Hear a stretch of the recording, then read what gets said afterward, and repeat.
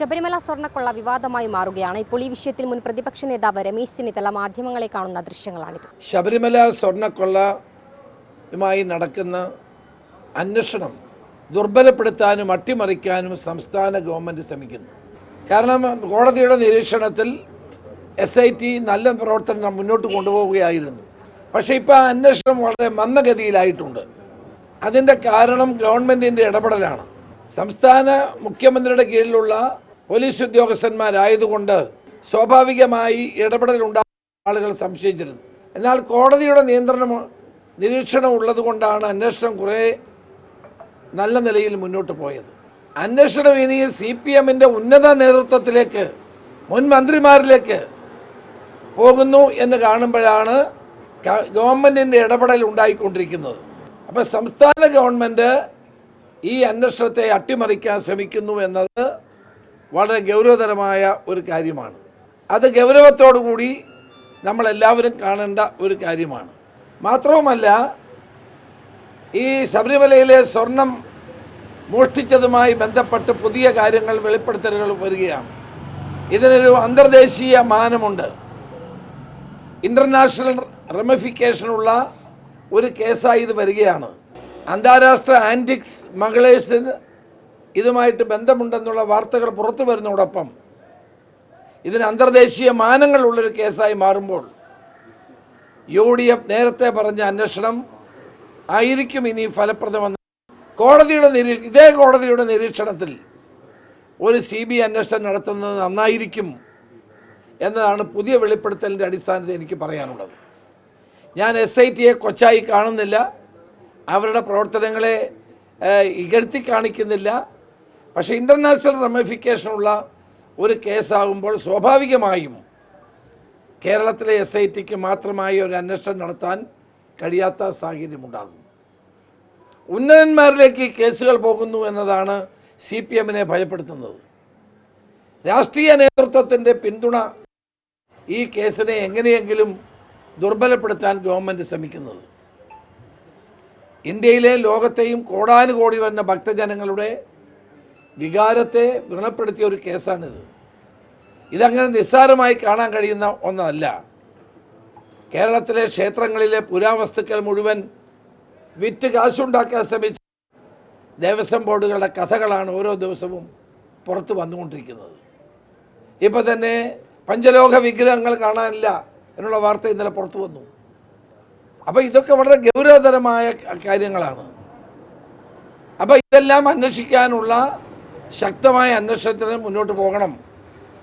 ബഹുമാനപ്പെട്ട ഹൈക്കോടതി ചോദിച്ച ചോദ്യങ്ങളൊക്കെ പ്രസക്തമാണ്. ആദ്യമായി ഈ കാര്യം ബഹുമാനപ്പെട്ട ഹൈക്കോടതിയാണ് പറഞ്ഞത്. സുഭാഷ് കപൂർ എന്ന ഇൻ്റർനാഷണൽ സ്മഗ്ലിംഗ് ഏജൻറ്റ് നടത്തിക്കൊണ്ടിരിക്കുന്ന പ്രവർത്തനങ്ങളെ ചോദിച്ചത്.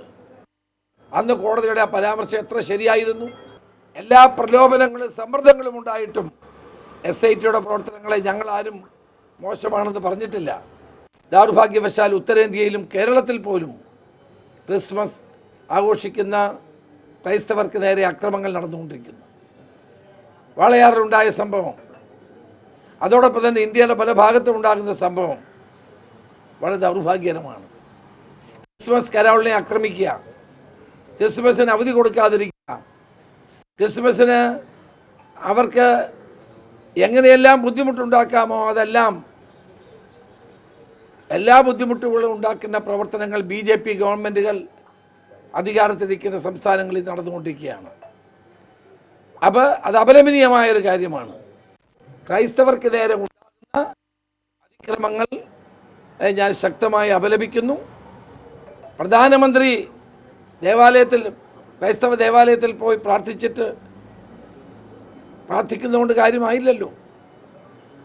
തൻ്റെ അനുയായികളോട് ഇവർക്ക് നേരെയുള്ള അക്രമം നടത്താനാണ് ആദ്യം പറയേണ്ടതായിട്ടുള്ളത്. ആ ആക്രമങ്ങൾ ഇന്ന് വ്യാപിക്കുന്നു എന്നുള്ള ആശങ്ക ഇന്ന് ക്രൈസ്തവ സമൂഹത്തിനും മതേതര സമൂഹത്തിനും ഉണ്ട്. അവർ ഈ അക്രമം നിർത്തണം എന്നാണ് എനിക്ക് സൂചിപ്പിക്കാനായിട്ടുള്ളത്. നാളെ പ്രധാനമന്ത്രി ക്രൈസ്തവ ദേവാലയത്തിൽ പോകുന്നതിൽ തെറ്റൊന്നുമില്ല. പക്ഷേ തൻ്റെ അനുയായികളോടും സഹപ്രവർത്തകരോടും ഈ അക്രമങ്ങൾ അവസാനിപ്പിക്കാൻ കൂടി പ്രധാനമന്ത്രി പറയണം. ആ വിവരങ്ങൾ എന്നോട് പറഞ്ഞ ആൾ എന്നോട് സൂചിപ്പിച്ചെന്ന കാര്യമാണ്. ഞാൻ പറഞ്ഞത് അന്വേഷണത്തിൽ വരുന്നൊരു കാര്യമായതുകൊണ്ടാണ് ഞാൻ എന്നോട് പറഞ്ഞ കാര്യങ്ങൾ ഞാൻ നിങ്ങളോട് പറഞ്ഞിട്ടില്ല.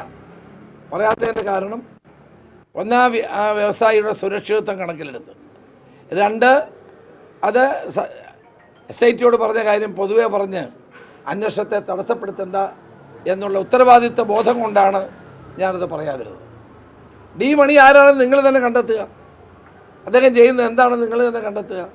അപ്പോൾ ഇതിൻ്റെ കൂടുതൽ മാനങ്ങൾ പുറത്തു വരും. ഏതായാലും ഞാനതാ പറഞ്ഞത്, ഇത് വലിയൊരു മാഫിയ ഇതിൻ്റെ പിന്നിൽ പ്രവർത്തിക്കുന്നുണ്ട്. ആ മാഫിയയ്ക്ക് ഭരിക്കുന്നവരുമായി ബന്ധമുണ്ട്. ഇതിന് ശിവൻകുട്ടി പറഞ്ഞല്ലോ, സോണിയാഗാന്ധിയുടെ കയ്യിൽ എന്തോ കെട്ടിക്കൊടുക്കുന്നു, സോണിയാഗാന്ധിക്കും ആൻ്റോ ആൻ്റണിക്കും അടൂർ പ്രകാശനും ബന്ധമുണ്ടോ എന്ന്. ഞാൻ ചോദിക്കട്ടെ, മുഖ്യമന്ത്രിയുടെ ചെവിയിൽ ഈ ഉണ്ണികൃഷ്ണൻ പോറ്റി മന്ത്രിച്ചത് എന്തായിരുന്നു? മന്ത്രി ശിവൻകുട്ടി അതിന് മറുപടി പറയട്ടെ. മുഖ്യമന്ത്രിയുടെ ചെവിയിൽ ഈ ഉണ്ണികൃഷ്ണൻ പോറ്റി ദീർഘനേരം മന്ത്രിക്കുന്നത് നമ്മളൊക്കെ കണ്ടതല്ലേ. അതിനെ പിന്നെ എന്താ ശിവൻകുട്ടി പറയാത്തത്? അപ്പോൾ എന്തായിരുന്നു മന്ത്രിച്ചത്? മുഖ്യമന്ത്രിക്കും അദ്ദേഹവുമായി ബന്ധം ഉണ്ട് എന്ന് ഞാനങ്ങനെ പറഞ്ഞിട്ടില്ലല്ലോ.